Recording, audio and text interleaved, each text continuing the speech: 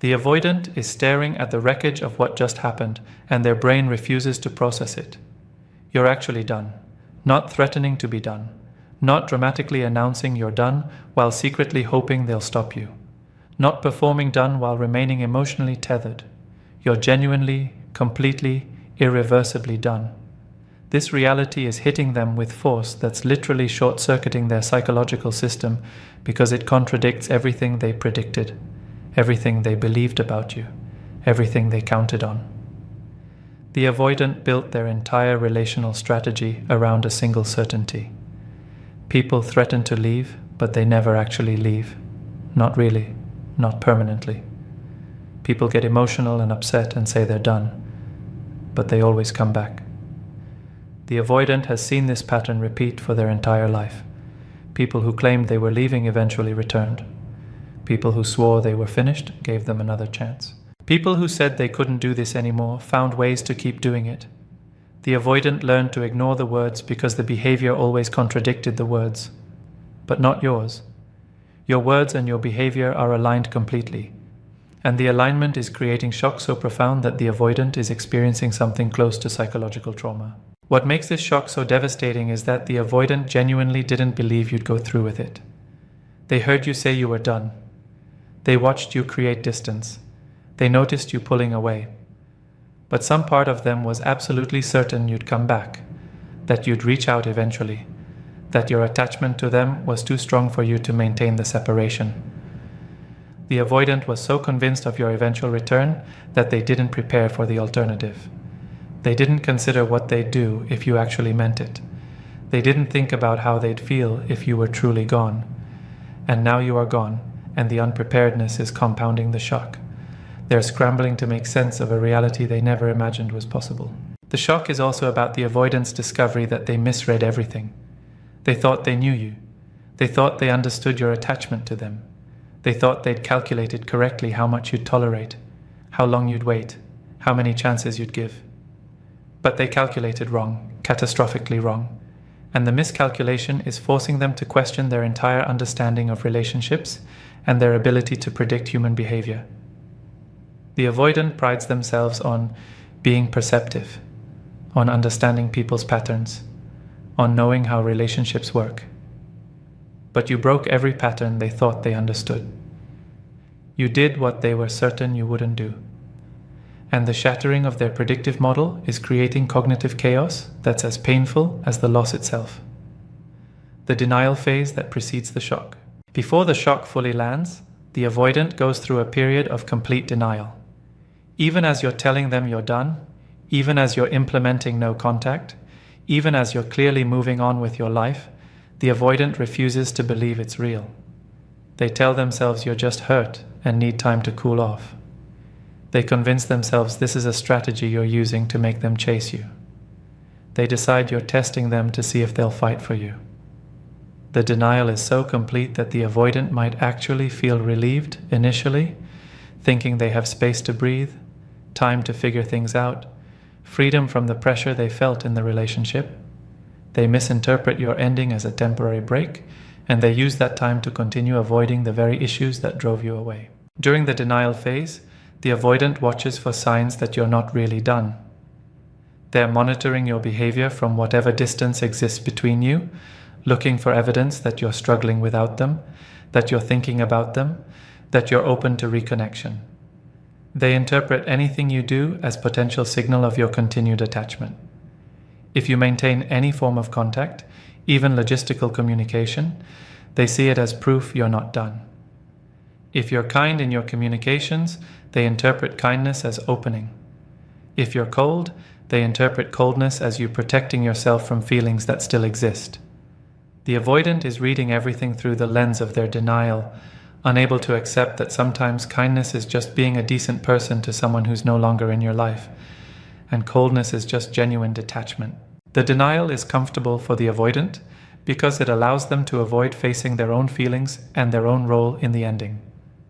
As long as they can tell themselves you're not really done, they don't have to confront how much you mattered. They don't have to examine how their behavior pushed you away. They don't have to feel the loss because the loss isn't real yet in their denial-protected perception. The denial is a buffer between the ending and the emotional impact of the ending, and the avoidant will maintain that buffer for as long as possible, because what's on the other side of denial is pain they've spent their life avoiding. But denial can't last forever. Eventually, enough time passes that the avoidant can no longer deny your absence is permanent. Eventually, the evidence accumulates that you've genuinely moved on. Eventually, something happens that forces them to confront the reality they've been avoiding. You're not coming back. This confrontation is when the shock hits. Not immediately after you leave, but weeks or months later when the avoidant finally accepts that you meant what you said. The delayed shock is often more devastating than immediate shock would have been, because it arrives after the avoidant has spent time in denial, has missed opportunities to repair, has lost ground. They didn't know they were losing while they were busy believing you weren't really gone. What the shock actually feels like for them. The shock the avoidant experiences when they finally accept you're done is visceral and disorienting. It's not just emotional pain. It's a fundamental destabilization of their entire psychological framework. Everything they believed about relationships, about you specifically, about their own ability to control outcomes through withdrawal, all of it is revealed as false. The avoidant experiences this realization as a kind of vertigo, a sensation of the ground disappearing beneath their feet. They thought they understood how things worked, and they discover they understood nothing. The disorientation is as painful as the loss itself. The shock includes the physical experience of attachment panic that the avoidant has spent their life avoiding. Their chest tightens, their stomach drops. They can't sleep, or they sleep too much trying to escape the feelings. They lose appetite or stress eat compulsively. Their nervous system is finally experiencing the attachment crisis they've always triggered in others, but never experienced themselves.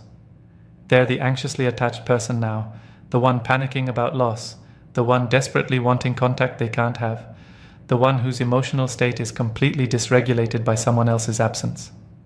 And the role reversal is shocking in itself because it contradicts their entire identity as someone who doesn't need anyone. The shock manifests as obsessive thinking that the avoidant can't control. You're in their mind constantly. They replay every interaction trying to find the moment when you actually decided you were done. They analyze everything they said and did, searching for what they could have done differently. They construct elaborate scenarios about how they could fix things if given another chance. They fantasize about reaching out and what they would say. The mental obsession is overwhelming and foreign to the avoidant, who is used to being able to compartmentalize people and avoid intrusive thoughts about relationships. But they can't compartmentalize you. They can't stop thinking about you. And the inability to control their own thoughts is its own form of shock. But here's what nobody tells you about this shock. It doesn't necessarily change anything fundamental about the avoidant's capacity for relationship. The shock is real. The pain is genuine. The avoidant is experiencing something they've never experienced before. But shock and pain don't automatically translate into growth or transformation. The avoidant might be devastated by losing you and still not do any of the deep work required to become someone capable of healthy relationship. They might recognize they made a terrible mistake and still not develop the capacity to do differently next time. The shock of losing you might teach them to act differently in the early stages of the next relationship, to hide their avoidance better, to offer more initially before eventually reverting to their patterns. But teaching them to perform better isn't the same as healing their attachment wounds. This is the crucial thing to understand about the avoidance shock. It's punishment for their behavior, but punishment doesn't create transformation. The avoidant is shocked because they lost something precious. They're devastated because they finally understand what you meant to them now that you're gone. They're panicking because they realize too late that they wanted you. But none of this shock addresses why they couldn't show up when you were present. None of this devastation heals the attachment wounds that prevented them from being emotionally available. None of this panic develops the capacity for vulnerability they'd need to maintain healthy relationship. The shock is the consequence of their patterns, but consequences alone don't change patterns. Only sustained therapeutic work changes patterns, and most avoidants experiencing shock don't do that work. They just suffer from the shock, eventually recover, and repeat their patterns with someone new. The stages of realization that lead to full shock. The avoidant doesn't move from denial to full shock in one moment. It's a process that happens in stages. each stage bringing deeper realization and more profound shock. The first stage is recognizing your absence is lasting longer than they expected. They thought you'd reach out after a few days or weeks, but you haven't. This creates mild concern but not yet shock. The avoidant tells themselves you need more time, that you're being stubborn, that eventually you'll break. They're still relatively comfortable because they believe your silence is temporary. The second stage is noticing you've genuinely moved forward with your life. Maybe they see through mutual friends that you're thriving. Maybe they accidentally encounter evidence that you're dating someone else, or at least open to it. Maybe they notice you've blocked them on everything, removed all photos, eliminated all traces of them from your digital life. This stage brings sharper panic because it suggests your absence isn't just about needing space. It's about genuinely moving on. The avoidant realizes you're not sitting at home waiting for them to come back. You're actively building a life that doesn't include them, and this realization escalates their concern significantly. The third stage is attempting to reach out and discovering their access to you is completely cut off, or your response is so detached it communicates absolute finality. The avoidant finally breaks their own silence and sends a message. Maybe it's casual, testing the waters. Maybe it's more vulnerable, expressing they miss you. But your response, if there is one, is cool and boundaried. Or there's no response at all because you've blocked them completely. This stage is when shock starts to really land because the avoidant has confronted directly that they can't simply decide to reconnect and have you be receptive. You're not available anymore. The door isn't just closed, it's locked, and they don't have the key. The fourth stage is the avoidant finally sitting with the possibility that this is permanent, that you're not coming back, that they've actually lost you. This is when the full shock arrives. All their denial crumbles. All their certainty that you'd eventually return disappears. All their confidence that they could fix things if they wanted to evaporates. They're confronted with permanent loss, and permanent loss is what they've structured their entire psychology to avoid. The shock of this stage is comprehensive because it's not just about losing you. It's about confronting that their entire approach to relationships is fundamentally flawed. Their strategy of keeping people at distance, while assuming those people will always be available, has failed catastrophically, and the failure is teaching them something they never wanted to learn. Some doors close permanently. The specific shocks within the larger shock. Within the overall shock of realizing you're done, there are multiple specific shocks that compound the avoidance psychological crisis. The first is the shock of discovering how much they actually cared about you. The avoidant spent the relationship minimizing their own feelings, telling themselves you weren't that important, maintaining emotional distance as protection, but your departure forces them to confront the truth. You were important. You did matter. They cared far more than they let themselves acknowledge. This internal shock is devastating because it reveals their self-deception. They weren't protecting themselves from you. They were protecting themselves from their own feelings about you, and the protection failed. The second specific shock is realizing they were the problem. The avoidant typically externalizes blame, deciding that relationships don't work because other people are too needy, too emotional, too demanding. But your departure, especially if you articulated clearly that you were leaving because of their emotional unavailability, forces them to confront that they were the issue. Their patterns drove you away. Their inability to show up destroyed the relationship. Their fear prevented them from being the partner you needed. This shock to their self-image is painful because the avoidant has organized their identity around being the reasonable one, the boundaried one, the one who isn't the problem in relationships. Discovering they were actually the problem all along dismantles that identity. The third shock is understanding that their usual strategies don't work with you. The avoidant is accustomed to being able to pull away and have people wait, to be inconsistent and have people tolerate it, to offer minimal effort and have people accept it. But you didn't wait, you didn't tolerate, you didn't accept, you left. And the avoidant is shocked to discover that someone they cared about actually had limits, actually enforced boundaries, actually chose themselves over the relationship. The shock reveals that the avoidance strategies only work with people who have weak boundaries and poor self-esteem, and discovering you're not one of those people is forcing them to recognize that the partners they can keep aren't actually the partners they want.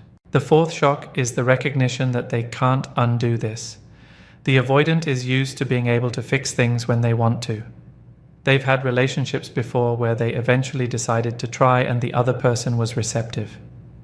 But you're not receptive. You're done completely, and there's no fix available. The avoidant is confronting genuine powerlessness, the inability to control or reverse an outcome, and powerlessness is what they've spent their life avoiding through their control-based strategies. The shock of being genuinely powerless to change what's happened is creating psychological crisis, because it reveals that all their relationship control was illusory, dependent on the other person's willingness to stay engaged. Why you're being done is different from others being done. The avoidant has likely had people leave before, people who said they were done, people who walked away. But your being done feels different to them, and the difference is what's creating shock rather than just disappointment. Previous people who left were dramatic about it. They made scenes. They had big emotional exits. They said hurtful things. They left in ways that allowed the avoidant to feel like the victim or to dismiss them as too emotional or unstable. But you didn't do that. You left calmly. You left with dignity. You left after clearly communicating your needs multiple times and giving them chances to meet those needs. Your leaving feels fair in a way previous leavings didn't, and fair leaving is harder to defend against. Your being done is also different because it's permanent in ways previous endings weren't. Other people left emotionally but remained somewhat accessible.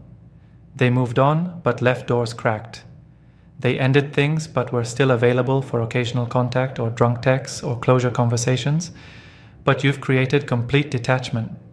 You're not accessible for them to reach whenever they're finally ready. You're not watching from a distance. You're not leaving breadcrumbs of continued interest. You're actually truly gone, and the completeness of your absence is shocking because it's so absolute. The avoidant can't do their usual thing of reaching out months later when they're lonely and having you be receptive. You've removed that option entirely. Your being done is different because you're not coming back even in fantasy. Previous people who left still showed signs of thinking about the avoidant, still demonstrated that they weren't over it, still revealed through their behavior that the door wasn't completely closed. But the avoidant can't detect any of that from you. You seem genuinely at peace. You appear to have moved on completely. You're not performing moving on while secretly hoping they'll notice and come back. You've actually moved on. And the genuine quality of your moving on is shocking because it suggests you've processed and healed and genuinely don't want them anymore. The avoidant is confronting that they're not irreplaceable in your life, that you can be happy without them, that their absence isn't devastating you the way your absence is devastating them. The delayed understanding of what they lost. Part of what makes the shock so profound is that the avoidant's understanding of what they lost doesn't arrive all at once. It unfolds gradually, and each new realization adds to the shock. Initially, they think they lost a relationship. Then they realize they lost the relationship, the only relationship where someone truly understood them beneath their defenses. The loss is becoming more specific and more significant. They're not just missing you generally. They're missing specific things only you provided. The avoidant starts recognizing all the ways you made their life better that they never acknowledged. You were their sounding board for problems they didn't discuss with anyone else. You were the person who could make them laugh when they were stressed. You were the one who understood their specific sense of humor. You were patient with their need for space in ways no one else had been. You accepted parts of them that they usually hide from people. All of these specific things are becoming apparent in your absence, and each recognition is a fresh shock. They took you for granted while you were present, and only in your absence are they finally seeing clearly what you were providing. The avoidant is also realizing they lost not just who you were, but who they got to be with you. You brought out parts of them that don't emerge with other people. They were more relaxed with you, more authentic, occasionally vulnerable in ways they never are elsewhere. You created safety that allowed them moments of actual intimacy, and losing you means losing access to those parts of themselves. The avoidant is shocked to discover that you weren't just important because of who you are, you were important because of who they could be when they were with you, and losing that version of themselves is almost as painful as losing you. The delayed understanding also includes recognizing they lost their future with you. While you were together, the avoidant couldn't let themselves imagine a future. Imagining future felt too vulnerable, too much like commitment. But now that you're gone, the futures they could have had with you are becoming visible. They're imagining the trips you won't take together, the experiences you won't share, the life you won't build, and these lost futures are shocking because they represent possibility. The avoidant only recognizes now that it's impossible. They're grieving not just what was, but what could have been, and grieving lost potential is particularly painful because it's accompanied by the awareness that the potential existed and they destroyed it. What the shock reveals about the avoidant's self-deception. The shock is forcing the avoidant to confront how thoroughly they deceived themselves about the relationship and about their own feelings. They told themselves they didn't need you, but the devastation they're experiencing proves that was a lie. They told themselves they were fine with the distance they created, but the panic they feel now reveals that distance was protective performance, not genuine preference. They told themselves they could take or leave you, but the desperation they're experiencing to get you back demonstrates you were never optional to them. The shock is ripping away all their self-protective lies and forcing them to see reality. They needed you. They wanted you. You mattered enormously. And they destroyed something precious because they couldn't admit any of this while you were still present. The self-deception the shock reveals also includes the avoidant's false belief about their own power and control. They believed they controlled the relationship through their withdrawal. They thought they determined whether it continued or ended. They assumed they could always bring you back if they decided they wanted to. The shock is teaching them they never had the control they thought they had. You had the actual power all along. You were choosing to stay despite their poor treatment.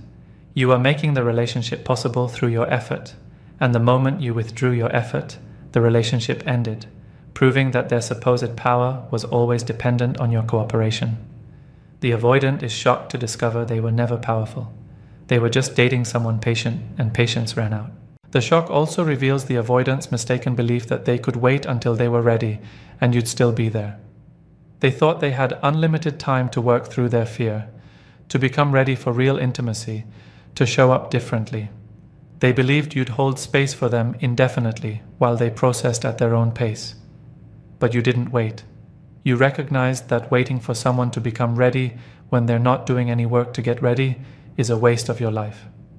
The avoidant is shocked because they counted on time they didn't have, assumed patience that reached its limit, banked on availability that was withdrawn, and the shock is teaching them that people who care about you don't wait forever, that patience has boundaries, that readiness delayed indefinitely is the same as never being ready. The panicked realization about replaceability. One of the most shocking discoveries for the avoidant is that they're replaceable. The avoidant maintained a semi-conscious belief that they were unique, special, impossible to replace. They thought their specific qualities, their specific way of being, were valuable enough that you'd put up with their emotional unavailability because finding someone like them would be impossible. But you left. You chose being alone over being with them. You've shown through your actions that whatever they offered wasn't worth the cost of their emotional unavailability. And the avoidant is shocked by the realization that they're not actually that special, that their good qualities didn't outweigh their bad treatment, that you'd rather have no one than have them with all their limitations. This shock about replaceability is compounded when the avoidant realizes or imagines you're with someone else, someone who can be emotionally available in ways they couldn't, someone who can meet your needs consistently, someone who doesn't run from intimacy. The thought of you with someone else who can give you what they couldn't is creating jealousy and regret so intense it's physically painful. The avoidant is confronting that everything they couldn't provide, someone else can and will provide, and that someone else will get the version of you that's healed, that's learned from this relationship, that knows what they want and won't accept less. The avoidant had you during your patient phase, and someone else will have you during your empowered phase, and the contrast is devastating. The replaceability shock also includes the avoidant recognizing that their specific brand of emotional unavailability isn't attractive or interesting or unique. They might have believed their mysteriousness was appealing, their distance was intriguing, their emotional control was attractive. But your leaving communicates clearly. Emotional unavailability isn't attractive. It's just painful. And someone who can be available will always be more attractive to a healthy person than someone who hides behind defenses. The avoidant thought their specific qualities made up for their unavailability, but they're discovering that no qualities compensate for being emotionally absent. Availability is the foundation everything else is built on, and without availability, none of their other qualities mattered enough to make you stay.